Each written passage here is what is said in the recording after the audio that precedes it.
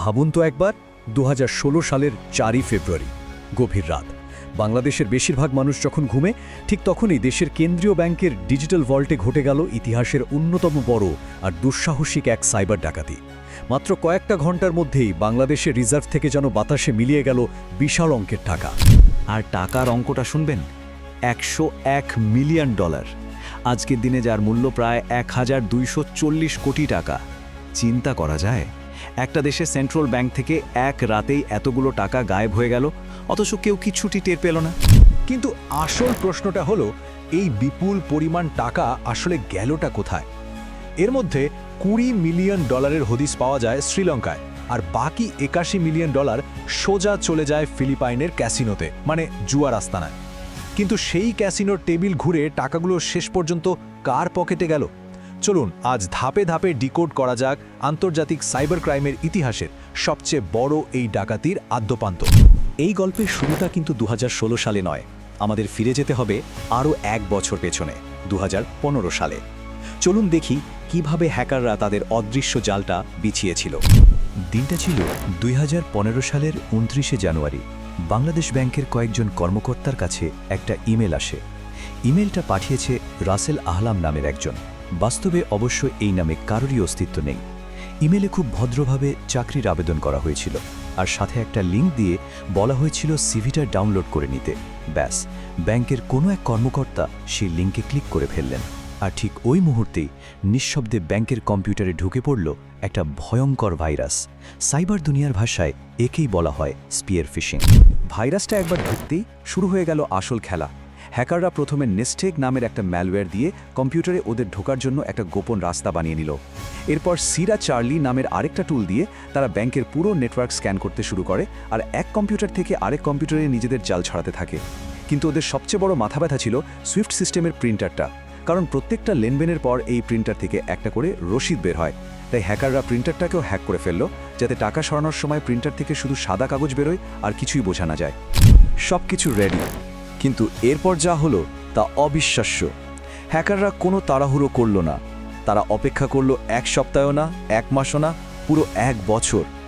Bangladesh bank ঘুণাক্ষরেও টের পায়নি যে তাদের সিস্টেমের ভেতরেই একটা অদৃশ্য শত্রু নিঃশব্দে বসে আছে সঠিক সময়ের অপেক্ষায়।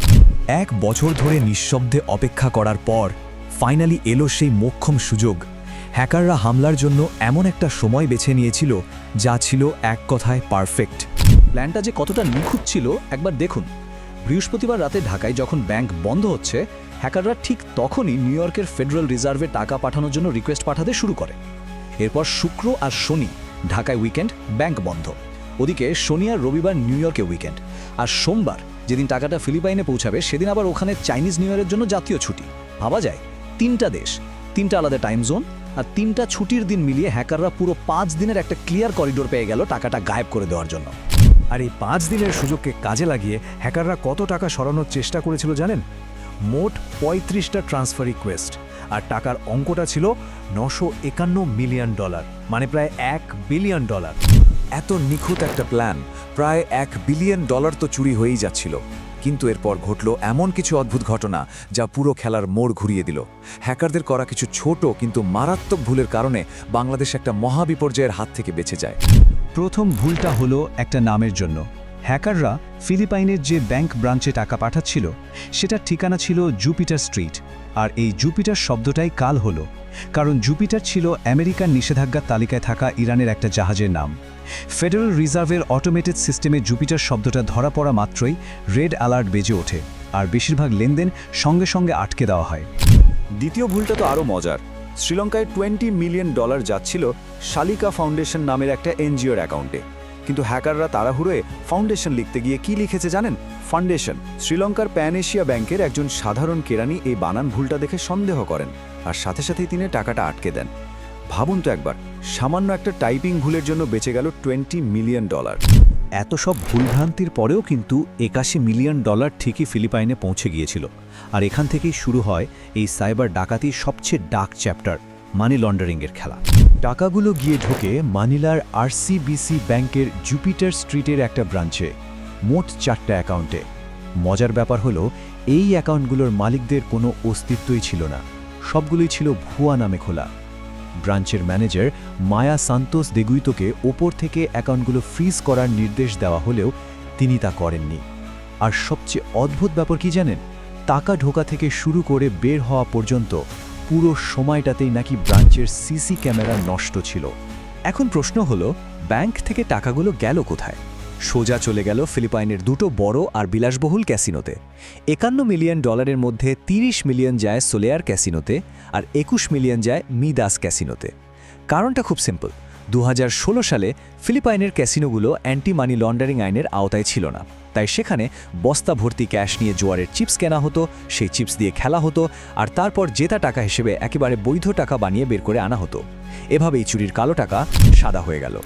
সোলেয়ার ক্যাসিনোর একজন ভিআইপি হোস্ট তো এক অবাক করা ঘটনার সাক্ষী হয়েছিলেন। তিনি দেখেন 6 জন চীনা লোক ঘন্টার পর ঘন্টা জুয়া খেলছে, কিন্তু তাদের মুখে কোনো এক্সপ্রেশন নেই। জিতলেও কোনো আনন্দ নেই, হারলেও কোনো দুঃখ নেই, কারণ ওরা তো জুয়া খেলতে আসেনি, এসেছিল টাকা সাদা করতে।